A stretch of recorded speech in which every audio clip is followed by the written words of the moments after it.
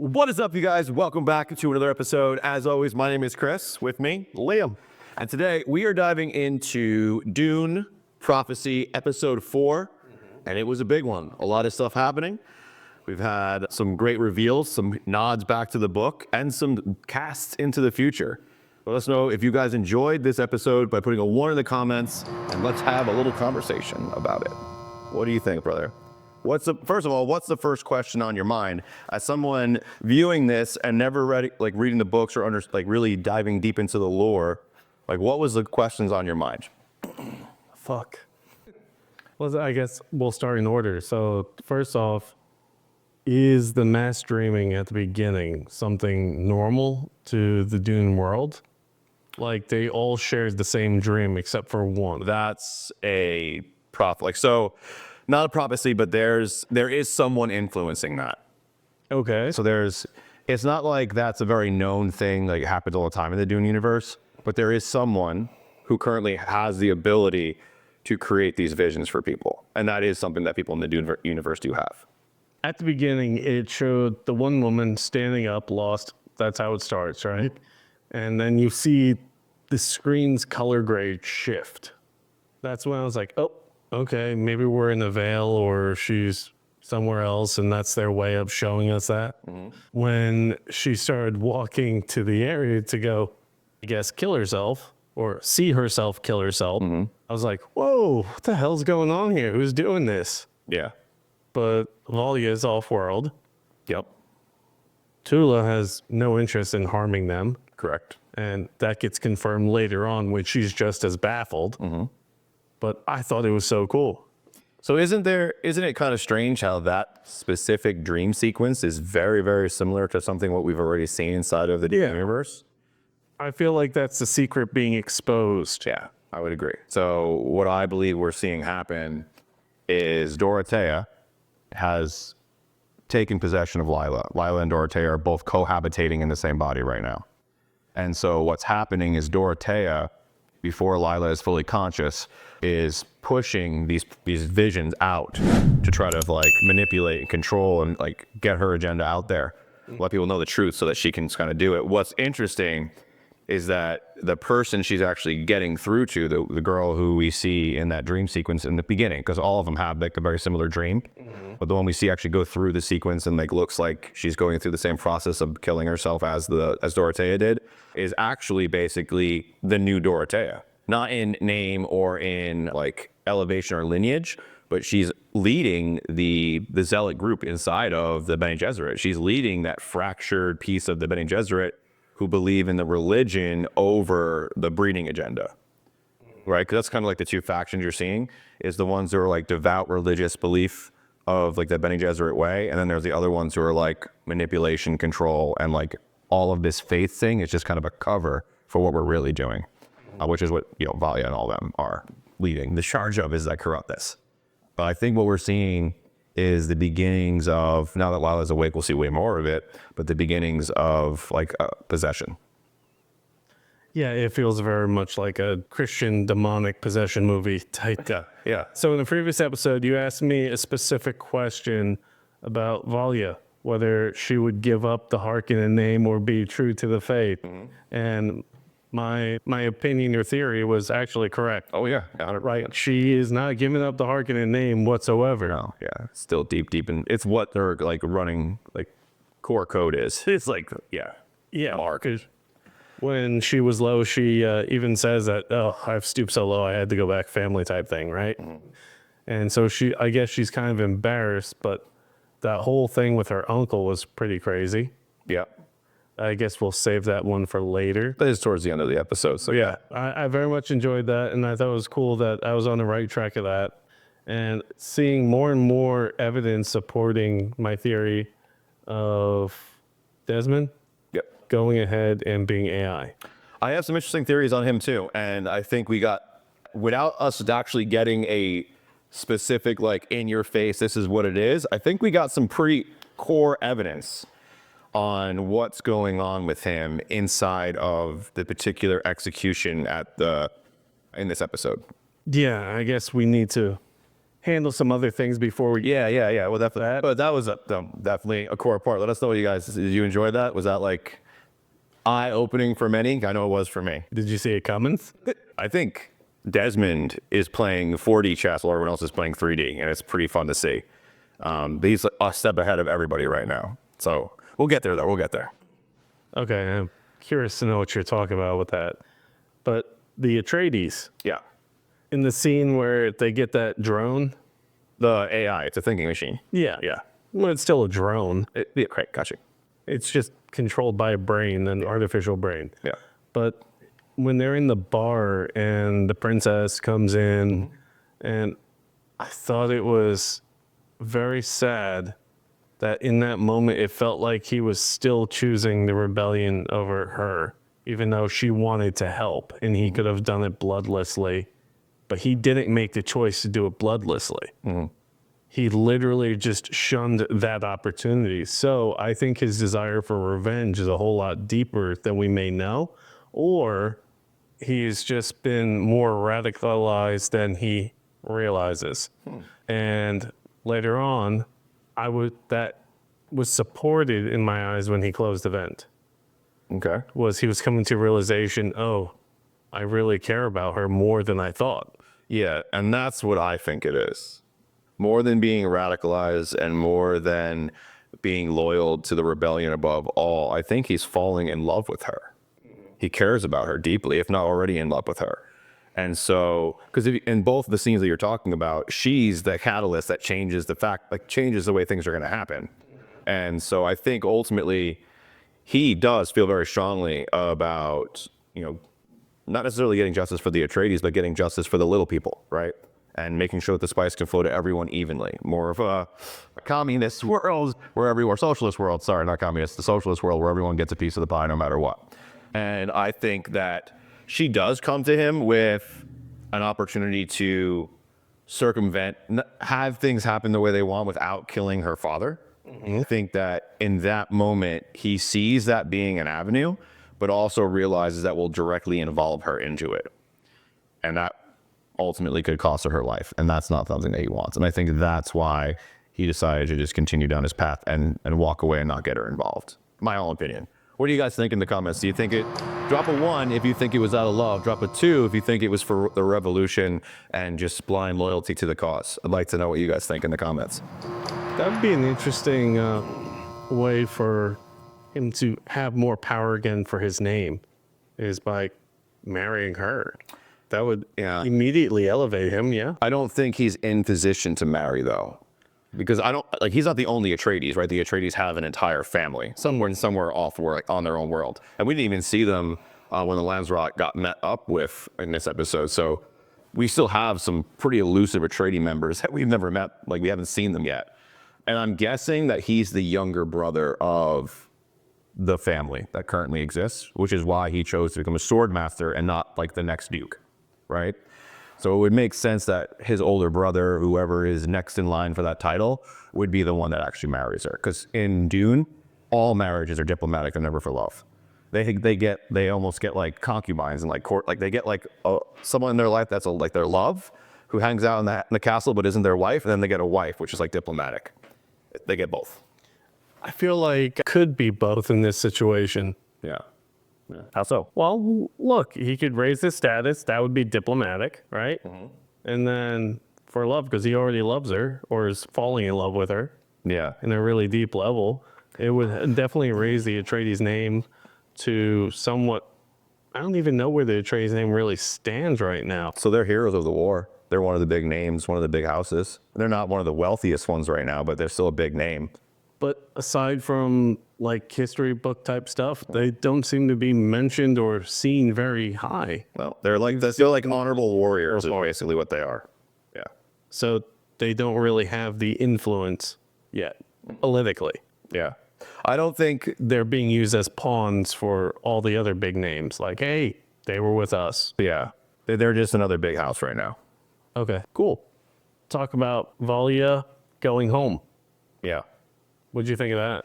I think it definitely rang true for your theory that no matter what, Harkonnen and the Harkonnen family name and how that ends up being seen throughout history is really like her main focus. But she's also willing to corrupt, manipulate, and kill anybody to get there, including her uncle. I think the real thing that was powerful for family and Valya in this episode happened at the very end of this episode, where one of my theories well, not really a theory, but one of the people I've talked about, a race of people that I've talked about before, was finally seen in the series. And I thought that was interesting. I noticed that, and I was like, oh, that's what he was talking about. That's cool. Yeah, we finally got. We even had a theory that Desmond may be a face dancer, right? That was like a theory, or a Ghola, which I lean heavily towards Ghola now. But we've got introduced to a face dancer, so I don't think we'll get two in the same series. I think we'll see him as something else, and that getting introduced to Theo as a face dancer is just giving us an introduction to the fact that there are Tleilaxu and there are this like other faction out there that we maybe haven't seen yet. I don't think we can rule out the AI thing, though, for Desmond. The reason I say that is there are a couple times in this episode where his rage about the thinking machines just had like a flashback to Shakespeare, like, thou protest too much, right? Yeah. That's why I feel like he's more AI. Interesting. So the theory there is that because he's leaning so heavily against them, it's the mask that he is one. That's the perfect way in for a spy. Isn't there, off topic real quick, isn't there a Terminator movie, one of the later ones, where that's basically the plot, is the Terminator doesn't know he's a Terminator, he looks human, and he's... Yeah. Yeah, okay. That's Salvation, I think. Yeah, one of them. Or dude from Avatar. Yes. Yep. You know what I'm talking about. Sam Worthington, is it? Yeah. I think that was that one. So do you think he knows what he is, or do you think he still thinks he's Desmond? He still thinks he's acting as if, but he's being like he's been altered. I think if he's AI, then he's possibly sharing the consciousness, or maybe they just copied it and rewrote certain things. But no, I don't think he knows what he is. Yeah. I think that's why he is so kind of conflicted, and it looks like he's at a constant battle with himself. And we saw some new stuff too, like he actually gets injured when he uses his power. Yeah. Or is that just another manipulation? But shit, I want to go back a little bit. Yeah.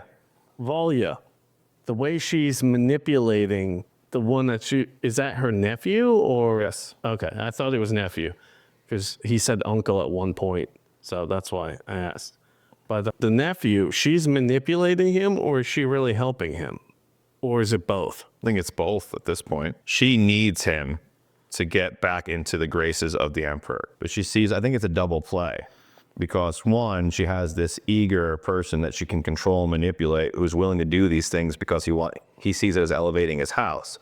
But at the same time, it's allowing her not only to elevate Harkonnen name out of the slumps again, which is one of her goals ultimately. Two birds, one stone. But also at the second time with that second stone coming in and getting back into the graces of the Emperor, getting more control for her order, and actually getting rid of Desmond, which is ultimately her goal, was going to be to expose the rebellion, expose with their attack. And Desmond fucked all that. The queen that I was thinking of, she's the one who is manipulating this and fucked it up. We need to talk about her for a second, yes.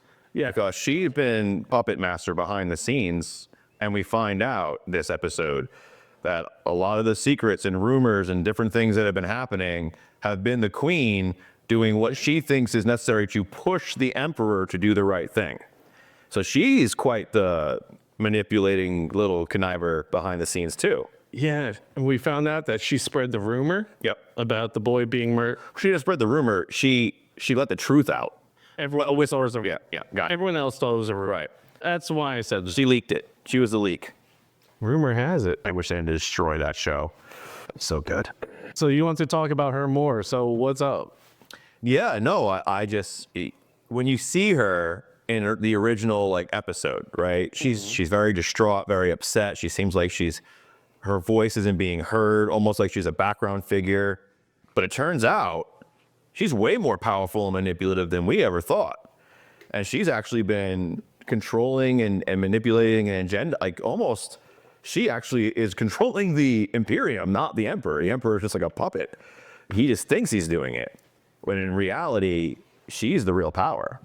That's what I'm thinking. I just wanted to bring that to light, that in this episode, it's the second time she's had a conversation with Desmond where like her true self, who she really is and how she really shows up, comes out. First time being when she talks to him in the cell and realizes that this man's a weapon and we're going to use him. And then she manipulates her husband into doing the same. And later on, she did exactly that in this episode too. I feel like the king dude is just like, what? He's an emperor. Emperor, whatever. There are no kings.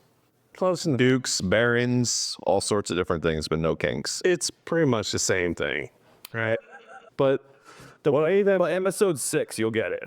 probably, I'll get it at like the very end of the episode. It'll be like B2, and you'll finally be like, Emperor. Then you're like, yeah, it's all right. And then I'll forget it all over again. Well, that's what I do. But he feels so incredibly weak. He is terrified of Desmond, but at the same time, he's like, well, what choice do I have? I'm terrified of this guy, so gotta let him do kind of what he wants. Yeah, no, very Wizard of Oz vibes, right? Like, I'm all powerful, but just don't look behind the curtain because I have no real power. Like that kind of thing, yeah. Which is kind of crazy because when we meet the Imperium in Dune with Paul and at Leto the First and all of them, he has the Sardaukar at that point, which I think... Oh, what? The Sardaukar, which is like, he has like a whole... So the planet they're on right now, Seleucus Secundus, becomes a prison planet where he trains his ruthless army of killers. This like the best army in the whole universe, with the exception of the Fremen. The Fremen end up, we find out in the first book, that because Dune is so hard to live on, everything wants to kill you. Even the sun itself wants to kill you. Yeah, Desmond was talking about that in this episode. That it makes hard. Scorpions, the wasps. Yeah, it's just the insects he's talking about want to kill you, and that's just the insects, not anything else. And then how they were so relieved and prayed for Shai Halud. That's the giant worm. Yeah, Shai Halud, the giant worm. I said it right. Yeah. Nice. So how they prayed and were thrilled when Shai Halud would show up so that those pests would go away because they're terrified of that. Yeah. And he even mentions it that we need to be more like that. He said that to the wife of the emperor. Yeah, it's funny because I was watching that particular scene and I was like, oh yeah, fullbacks, like fullback Apaches. When we would hear the fullbacks coming in, when you started to hear that, everything would just go silent. It's like, oh, nice. Like, you see, Everybody just runs. yeah. Well, everyone's scattering at that point. Yeah, no more rockets, no more gunfire. Everyone's trying to get the fuck away because they were about to get blown the fuck up. So yeah, I was like, oh, the Shai Halud is our fullback Apache. Look it up. I wonder if someone has actually named one of the Apaches that. Probably. There's enough geeks in the military for sure, especially chiefs. Got some good geeks in that group. So he talks about all of that in that scene, and I was just mentioning that because right now the Emperor seems very weak, but the Emperor becomes very strong because he has this military force, like his enforcers, the Sardaukar, is like his own personal army, and that's like really how he like maintains control. Everyone's afraid the Sardaukar will come kill him, right? So it's interesting to see him now being so weak. It's also interesting to see the Bene Gesserit being so weak and so fractured because we meet them, they're so powerful. So it's kind of cool to see just like the beginnings of a lot of different things happening right now. Cool to see Lila come back. Yeah, with the blue eyes. Yes. I didn't know if I was misremembering, but her eyes did change. Oh, yeah. So when you consume enough spice, your eyes go blue. Oh, that's why all Fremen's eyes are blue. Got it. Yeah. And we saw a little bit more of Tula's ruthlessness when she killed the girl. In the dream sequence, yeah. But yeah, we thought she was really killing her there for a second. She didn't kill her? No, that was a dream. Really? Yeah. When she came in and saw... She wasn't really there. That was a dream. I didn't know that was a dream. Yeah, she wakes up and she's in the chair and she looks over and Lila's not there. And that's when she stands up and walks out and finds Lila. Oh, okay. So she was dreaming when she killed that. Because you see that same acolyte later, she's the leader of the religious faction. Okay. So she doesn't actually kill her. No, that's a dream. Gotcha. It's like playing tricks with her mind, like how far she'll go to protect her secrets. Or is she being influenced by Lila? I think it's, not Lila, but Dorothea. Well, it's in Lila's body. Right, yeah. And so with this kind of possession, are the consciousnesses fighting with each other or are they more symbiotic? So I don't want to ruin too much of what comes much later. So you actually know. But in later books, I mean, when Alia is born, we were introduced to. No idea. Okay, so we were introduced to Paul's little sister Alia later on. We were also introduced to Garnima later on as well, which is Leto's sister. Both of them are like preborn. So what basically they get all of the powers of like Paul would have, but they're just in female form. When we get introduced to them and their characters and their journeys, we are introduced to them fighting or talking to or even like having full-on conversations with, if you will, other entities inside of them. So they are conscious of them, but if that entity takes over, then they are no longer conscious and no longer present. Okay, so it can become parasitic. Oh yeah. Okay. Yeah. It's just at the choice of the demon thing or the past spirit. Yeah. Right. Some of them, so again, I don't want to ruin too much, but some of them will offer almost like protection for symbiosis. Like Venom. Right. But like, in other words, like, hey, let me hitch a ride with you. Let me like enjoy some things every now and again. And I'll keep all the other spirits, all the other consciousness, everything else away from you and let you just be free of all of that again. So it's like freedom of all the noise, freedom of all the pain, stress, of having all of this knowledge and all of these people talking to you all the time in exchange for one that may not have the best motives. Gotcha. Yeah. All right. I thought it was interesting that once Tula recognizes that everyone has the same dream, she kind of realizes that hey, this isn't necessarily like a one-off thing. Like we probably should dive deeper into this. This may be a vision. And so she gives all the acolytes spice and then have them do like this drawing exercise where she loses control of them. That scene in particular, lots of hints and a lot of nods to different things that are coming. So I don't want to give away too much, but like, did you catch anything from in there? Not really, because I don't know what to catch. Okay. For me, it was, oh shit, she lost control of what she was doing with those girls. And even when she commanded them to stop and wake up and chill the fuck out, they still went on like a rampage of shading that page black with just the eyes staring at you. Yeah.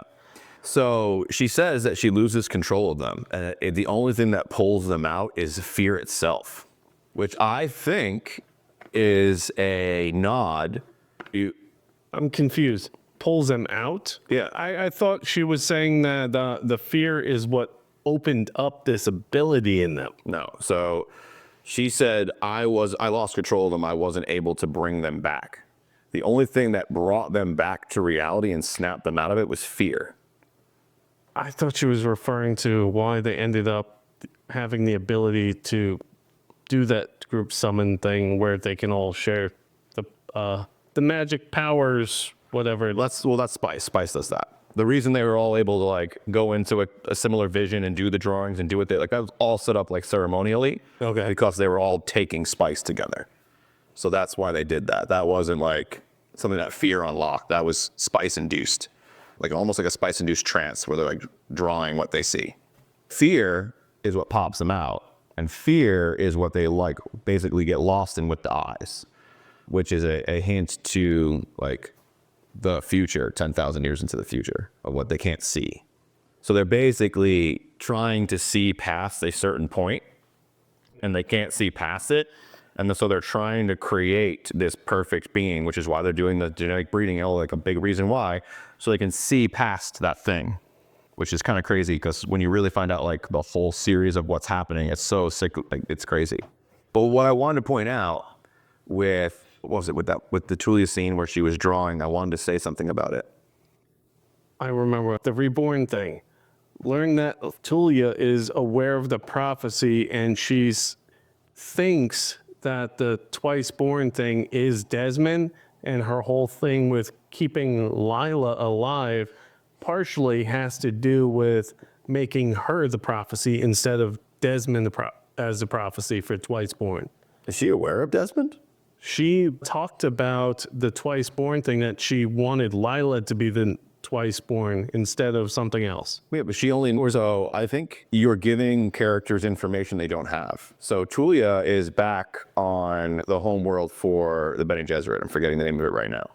She doesn't know about Desmond and what Desmond's doing. When Valya was writing the message or recording the message, like filling her sister in and asking her for her help, she breaks it instead of giving it to her, because Valya's not going to ask for help, right? She's not going to do that. And so I don't necessarily let me know, guys, what do you guys think? And maybe I missed it and you saw it. I don't think Tula has knowledge of what Desmond's doing. I think the reason Tula knows Twiceborn is because Lila says it before she dies. I think it's Dorothea's possessing her at the time. And she's talking directly to Tula, like, hey, you're going to get exposed. And then she like does the vision, like the prophecy, basically. So I could be just doing like the observer effect. Yeah. Where I'm... You're connecting dots they don't have yet. Okay. Yeah, that's what I believe.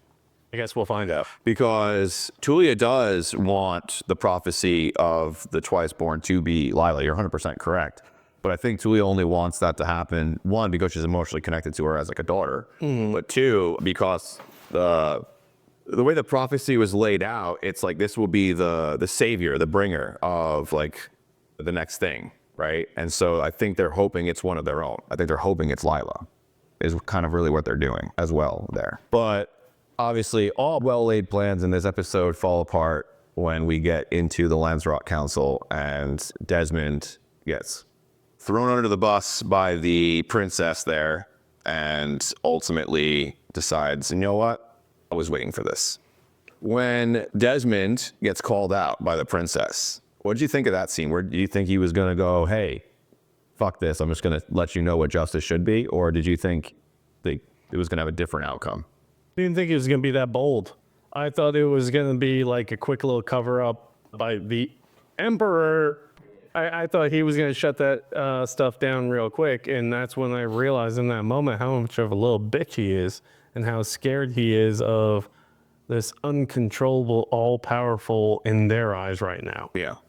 I think it's right on key with his character. There hasn't been a single time yet where someone asked him and he didn't say very directly the truth, right? Whether it's Bene Gesserit, whether it was the Emperor himself, no matter who's asked him, he has said, no, I killed him, and this is why I killed him. Mm-hmm. So I knew that there was going to come a time where that happened. I think it was going to be like, hey, I'm already 4 steps ahead of you, bring in the people we need to execute, do all of these things, let me plant the seed over here, which I think was exactly what happened in that scene. So I mentioned in a previous episode where we were talking about his ability.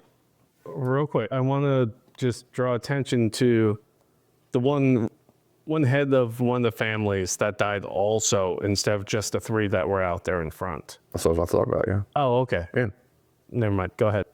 What is your connection there? I'd like to hear it. My connection was I was shocked as hell. I was like, whoa, he had him as part of it also instead of arresting him. Like, I expected it was just going to be those 3 in front, and they were going to be made an example for everyone to see. I wasn't expecting any of the, I guess, royals to be included in that, which was, I feel, extremely important, because what he did there was it showed all the royals that they're not safe either. Yeah. It wasn't just these commoners being executed. So it was a huge form of control there politically. It definitely was a flex. So, I think it confirmed their fears, right? Because their fear was that he had killed that little boy. Mm-hmm. And then he said, yes, I did. And then he didn't just say, yes, I did. He's like, fuck yeah, I did. Damn right. And you're going to get it too. Exactly. And then he flexed on him and showed him what he could do. What I think is kind of interesting and really telling in this scene is that, and like I said, I've talked about this in previous episodes, where I think it's a trick. It's almost very Wizard of Ozzy, where he does have the ability to hurt you badly, but it has to be set up. He has to know he's doing it before he can do it. right? Like he can't just be like, I'm gonna hurt this guy and then hurt you.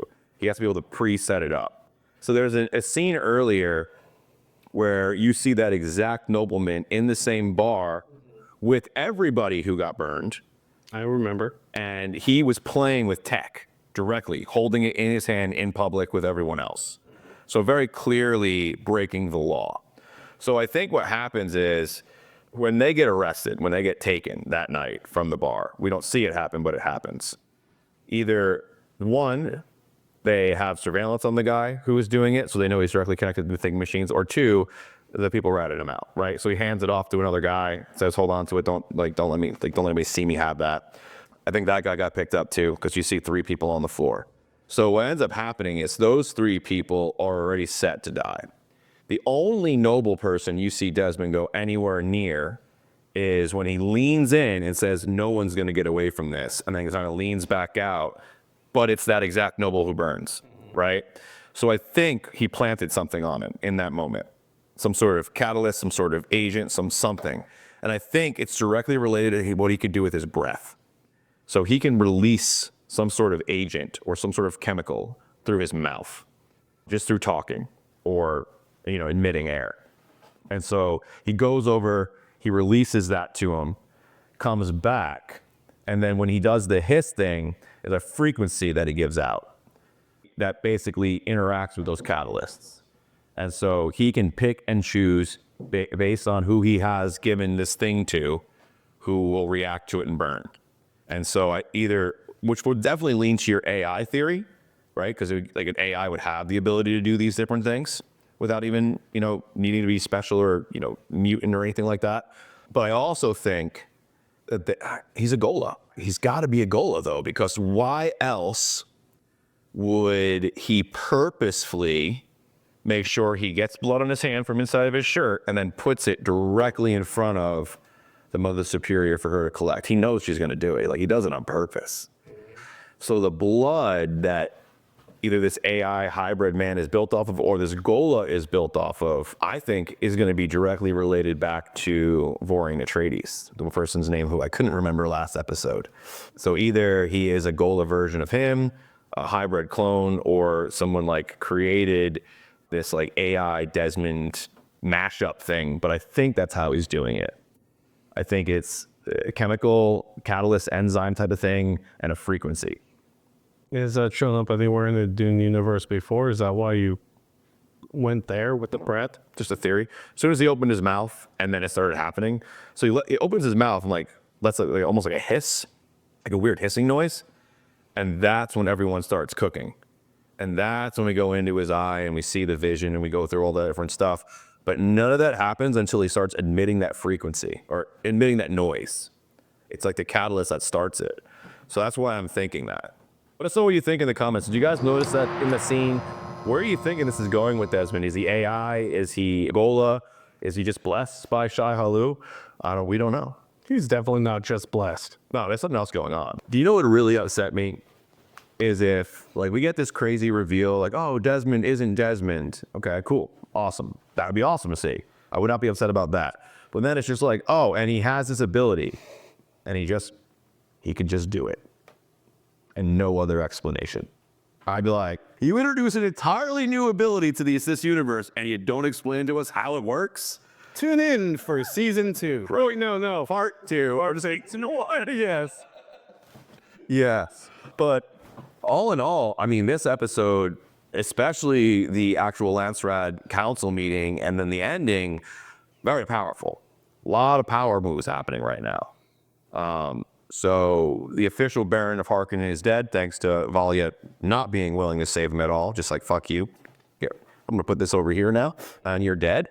Heavy focus on his Baron's ring, which means that I think they wanted us to know that the house is officially moving hands. Like the ring is officially going to pass on. Like she's taking back control of the Harkonnen family, and now she's got her puppet that she's putting in place. I think that's why they were really focused. Like rings are really important in Dune. Like if you have the family ring, you have the power. Like you have control. You can give the orders. So I think that's what they're doing is letting us know although she may be failing as far as getting control in the Imperium, she's absolutely succeeding in taking control of her family and beginning to rise that back up. And because her nephew didn't have to basically call out the emperor for being a murderer, his own daughter did it, their family is safe now. Like, he doesn't have to worry about any backlash. Yeah, Valya even mentions, like, yeah, she already did what you needed to do. Yeah. Don't worry about it. You're good. Yeah. Which is, I mean, got to be very beneficial for him. So when Valya's back at the house, and is that the hallucination of her brother? No, that is, so Facedancers can change their entire molecular everything. They can change it down to like the cell. So she changes into her brother and gives her that moment of closure before we see her rush off and start changing back. So when she changes to that, the brother, so she has like all the brother's memories and shit too? No. So she's just using it as a form of manipulation for her to also heal her and keep her moving forward in the direction that they previously agreed upon, or what? I think she finally when we first meet her, she's just an acolyte who is like devout to the sisterhood, right? We have no idea she has this special ability till they start talking about it at the beginning of this episode. And like, okay, she's got this past life or something that she doesn't like. She doesn't like doing it. And we get it now. Face dancing itself is incredibly painful, right? Moving your entire structure around. You can see she's in pain doing it, right? It's a very painful process. So she doesn't want to do it anymore. Plus, it's very known in the Dune universe for face dancers to lose themselves in the identity that they take on. So like, they don't even know who they are anymore. Kind of like cops or law enforcement that go undercover too long. Yeah, they lose their original selves, right? And then it's something that happens with them. And so I think she just kind of like wants to leave that all behind and just be a sister, right? And that's where she's at. She wants that simple life. Right. Who doesn't? I mean, I guess there are people that don't, but simple's always better. But keep it simple. So I believe finally is able to shift and do that because she notices, because being home with her, just how much she sacrificed and suffered and been through in her life to get where she is. I think she just related to her and then finally sympathized with her and then gave her what she believed she wanted, which was closure with her brother. She gave her that moment where it's kind of like she's asking the question, but it could be perceived as if she's asking it to either personality, the brother or the acolyte. Did I push you too far? Like, you just made her change into a whole other person, right? That could be perceived as pushing her too far, making her do something she never wanted to do for your own personal satisfaction, being able to have your own closure. But then also she answers it as if, I believe, as if she was the brother, right? So giving her that closure. And then ultimately, we don't see her change back into herself. It almost looked like for a second like she was changing into the princess, which I thought was weird. But then we see her kind of run off screen with a dress or some sort of, like, she grabs clothing and then runs off screen. And we never see who she becomes.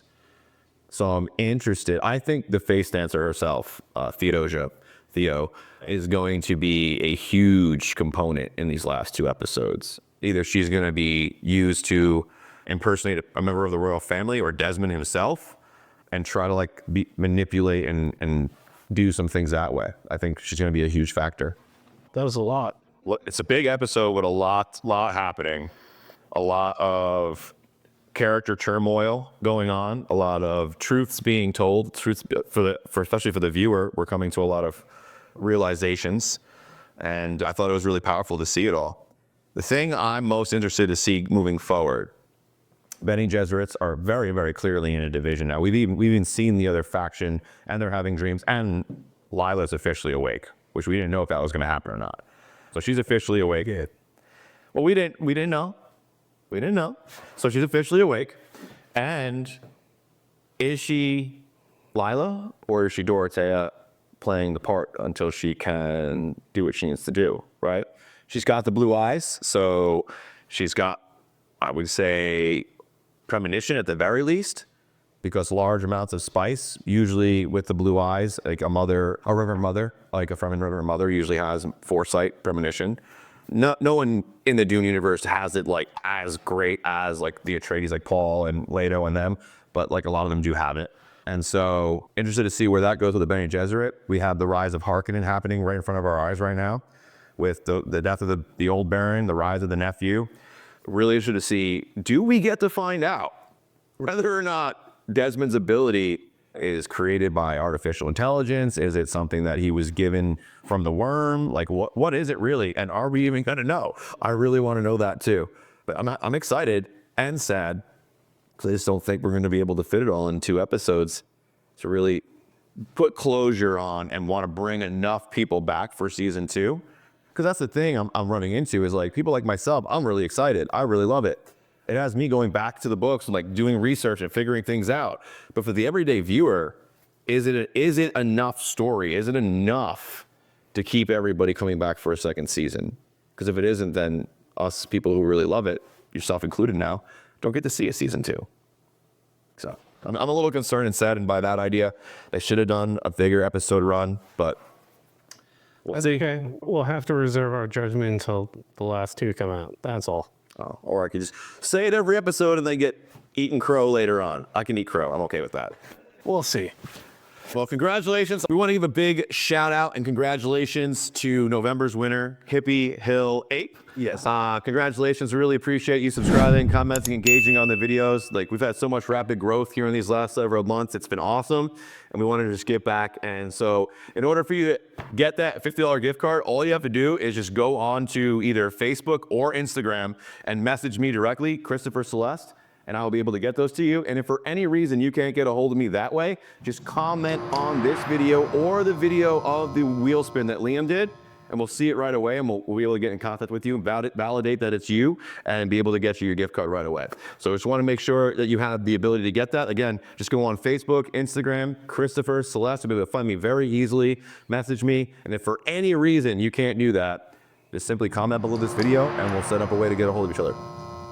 Easy enough. But thank you guys all for subscribing. This has been amazing growth. If you're watching this and have not already subscribed, don't forget to do so, and make sure you hit that notification bell so you don't miss a single episode. We drop 2 a week now, Dune on Mondays, Silo on Fridays. Matter of fact, if you really enjoy this Dune series, then go ahead and click this playlist right here. We're reviewing all of the episodes. You can actually watch the entire playlist here. And if you're into sci-fi and other fantasy series, we have a bunch of them in playlists right here, as well as other videos you may like right up here. As always, my name's Chris. Thank you guys for tuning in. And Liam, go ahead, close us out. Bye-bye. Find the strength hiding in each battle scar. You're not who you were, you've already come far.